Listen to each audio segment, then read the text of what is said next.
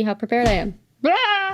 Sharon Renold here with SBL, and today, after a long time, we are back with another episode of Bass Albums That Changed Music. We're going to be diving into one of my favorite records of all time, Esperanza Spalding's 2012 release, and one of her Grammy Award-winning records, Radio Music Society. To me, this record might be one of the most exquisite examples of jazz in the 21st century, tastefully blending together the various eras of jazz with fusion, funk, and R&B. Mamma mia! Without further ado, track 1, radio song, and right out the gate, Esperanza hits us with this incredibly dynamic, melodic, and funky bass line. Let's hear it.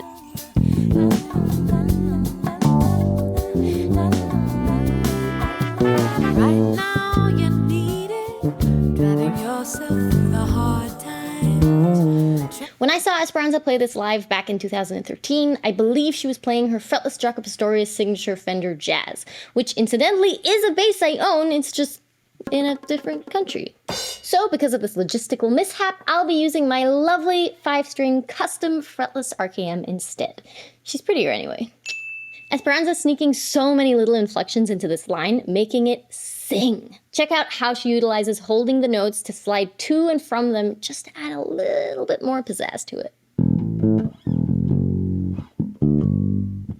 Downward slide, upward slide. To really get these slides, you're initially going to want to lean into them a little too much, just a wee bit of extra drama.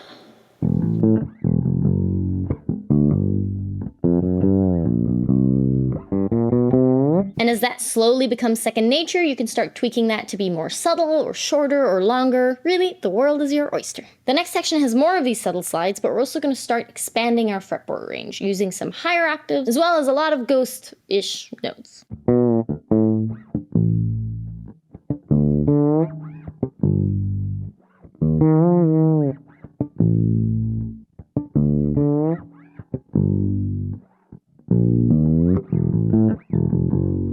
And back to the main riff. I love this E-flat slide. So hip. And of course, if you want to take a little bit more time with these lines, fear not, we've got you covered. Just go ahead and download the tab annotation for this entire lesson down in the description below. Next up, track 2, Cinnamon Tree, an unsuspectingly tricky track. The song feels so slow and flowy, but boy oh boy, there are some sneaky bass gems on this one. Cinnamon tree, wise and sturdy, your roots are firm in the ground to soak up what's around and make sweet seasoning.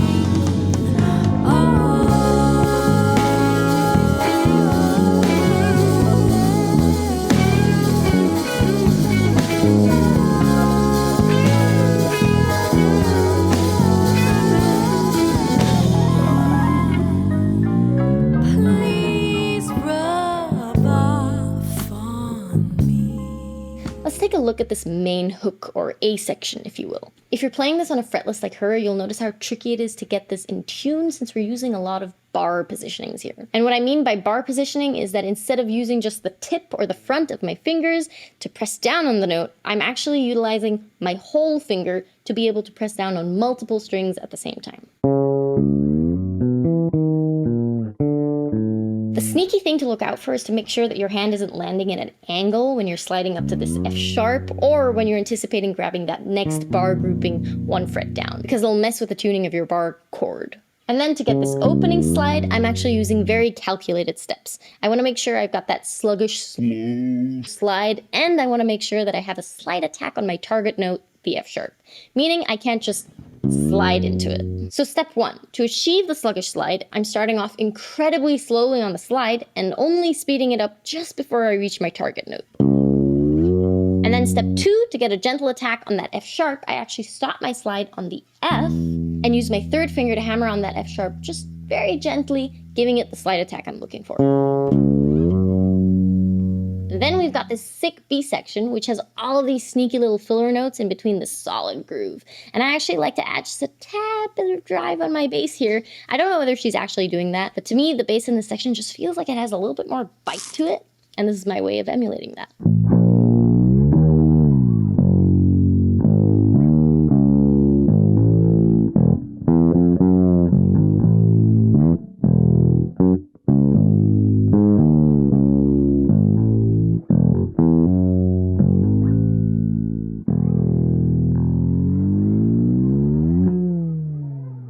And at the end, we do this dope slide up, and I might be hearing things, or some other instrument might be doing this, but it sounds like at the very end, we start sliding down again on a higher string just before hitting that low A flat. Moving on to track 3 on the album, Crowned and Kissed. This song opens with this big trumpet fanfare situation and then goes into what sounds like a simple, funky bass line. But once again, we're on a fretless, so everything is not quite as simple as it might seem. Roll the tape.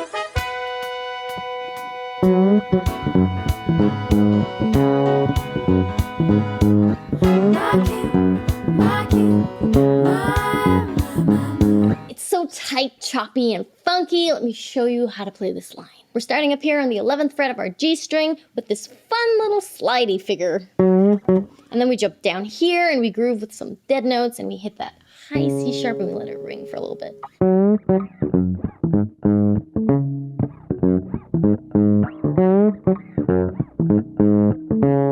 Pro tip, I'm actually leaning my thumb over my strings to avoid any sort of extra ringing that might happen on my lower strings. And that's basically it for the first half of this. We do this twice before going into the second figure, where instead of holding the F sharp, we're actually gonna hit it, hold it, and slide up to the C sharp.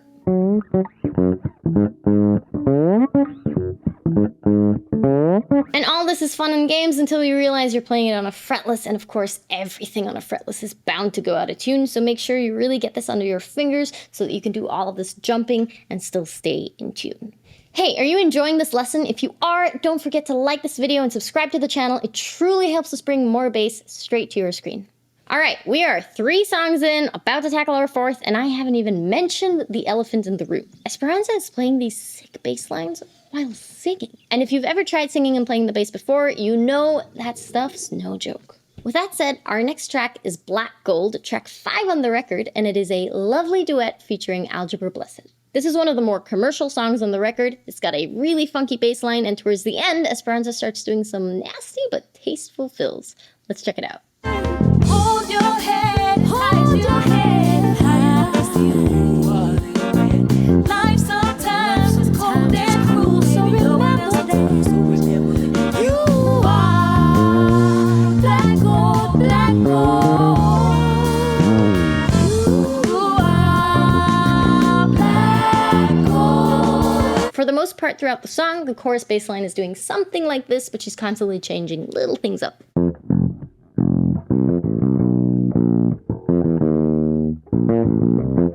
And then let's look at these 2 super cool fills she does. They're really quite similar, but they're just different enough to help build into the key change that follows.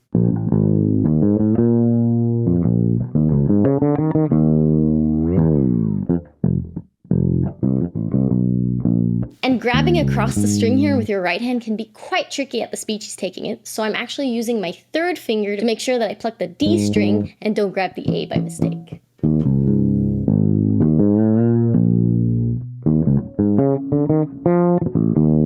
With that little rake there, smooth. And if you do want to try singing and playing this, or any song really, the best way to approach this is to learn the vocal part separately to perfection, lyrics and all by heart, and knowing the bass part separately, like your hands can do it in their sleep separately, and then slowly bringing them together section by section. Sometimes it's also helpful to write down any significant rhythmic differences between the vocal line and the bass line to make sure you know how they play off of each other. Up next, track 6, I Can't Help It, one of 2 covers on the record, originally performed by Michael Jackson and written by Stevie Wonder. Esperanza had some huge shoes to fill on this one, and while this version may not be up everyone's alley, in my opinion, she did not disappoint. Check out this insane bass line. Took me by surprise. I can't help but see you running up through my mind. Hammer-ons and pull-offs will be your bestest friends on this. Luckily, the hardest parts are chromatic and close together for the most part. Let me take this slowly and break it down for you. We'll start off with these tight hits on E, A, and A flat. Very cool. This leads us into this whack but super fun chromatic pull-off and hammer-on section. Starting on our 8th fret B flat, 2 pull-offs back to back down to this A flat, open string A. This is immediately followed by a similar thing in reverse, 5th fret, 2 hammer-ons up to E, open string E to A. And when you put that all together, it sounds something like this. This is a complicated line and we're not even done yet, so make sure to grab that PDF download with all of the tab and notation down in the description to help you make sense of this crazy line.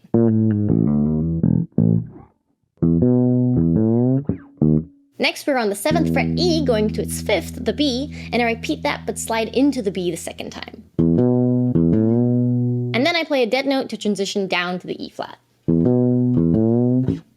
And then we're back to our chromatic pull-off hammer-on section, but with a little twist and a hop and a slide. I'm using my open D string here to give me some time to hop down on the fingerboard because I need to get all the way down to my low F to be able to finish up the line.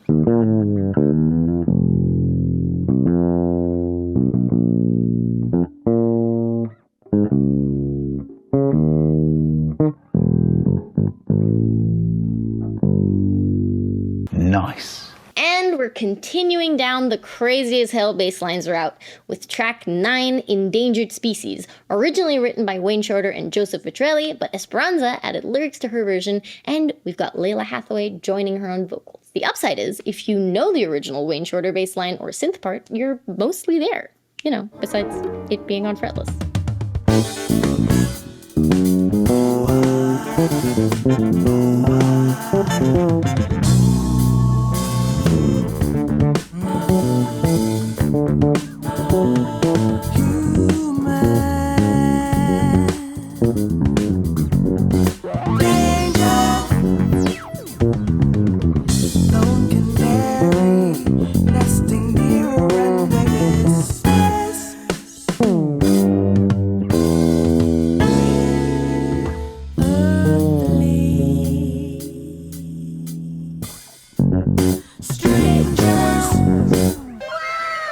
Now, this is a long part, so we're not really going to dive into every single little detail here, because that would be its own video. But I will play it slowly and download that snazzy workbook in the description.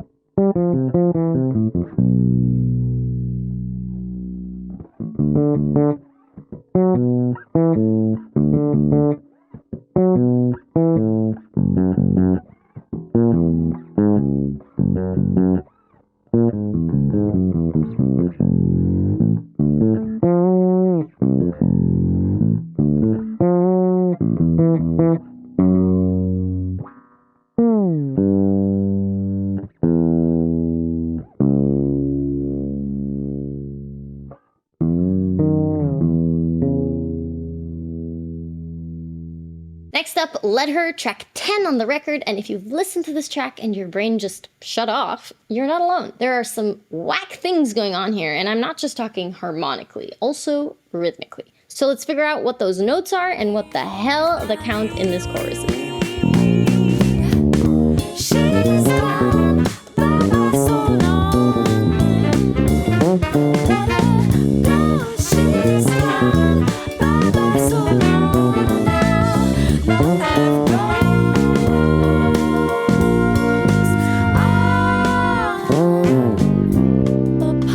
That whole thing, besides the very ending, was literally just the same line played twice. It doesn't sound like it though, because of two rhythmic things that are happening that make this almost feel like a never-ending line. First off, this displacement of the first phrase making it sound like something changed in the time signature when it hasn't. Not yet, anyway. Here's what it would sound like if we didn't have a displacement. 1, 2, 3, 4.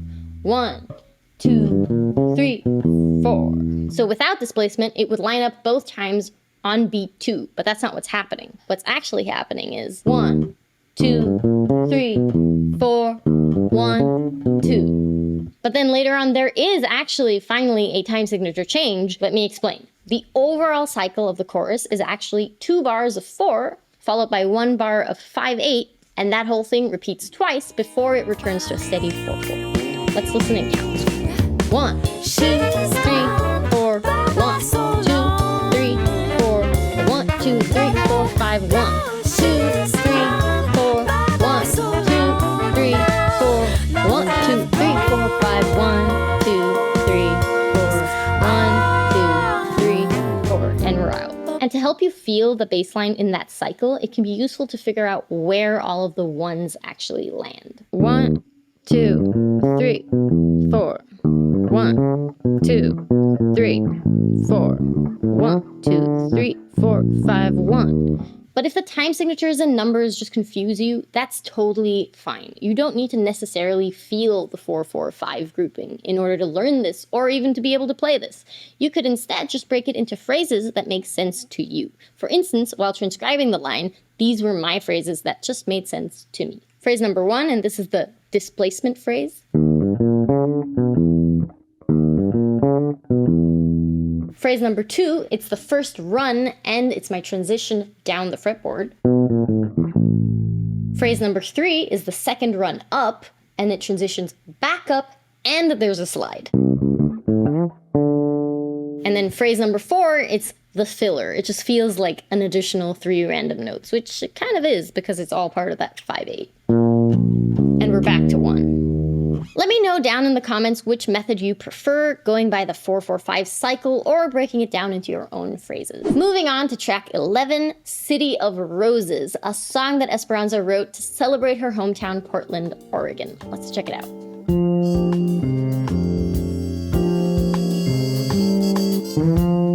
In a city of roses.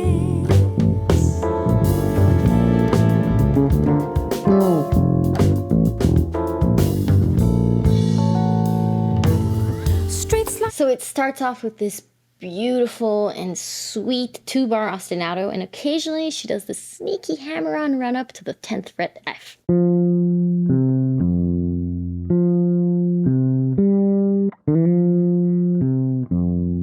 And then from that very sweet and light bass line, we slide down to a contrasting dark and heavier riff down on our low F.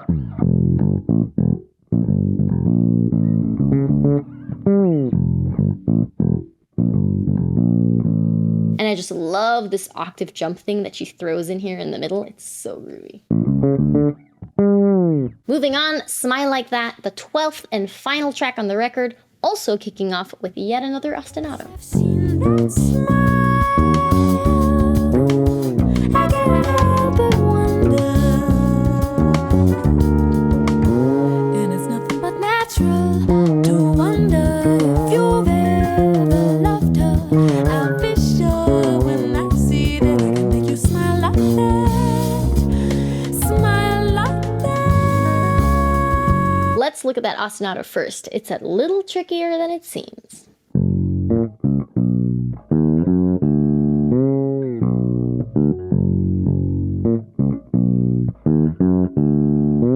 Obviously, Esperanza's on an upright bass for this one, but we can still mimic some of that on our fretless. I love this slide that she does. Once again, just mimicking a voice on the bass masterfully. And then this open string D to the F sharp octaves thing is actually kind of odd as well. Because that 16th note run up to the F sharps feels like it's the high of the ostinato, but it's not. It's actually the F sharp before hitting the F sharp again on 1.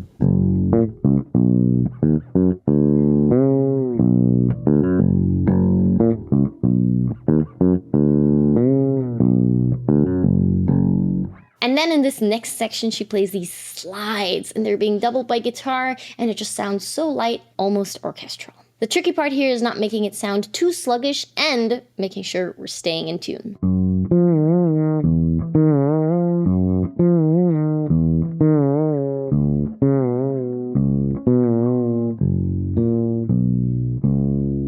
So beautiful.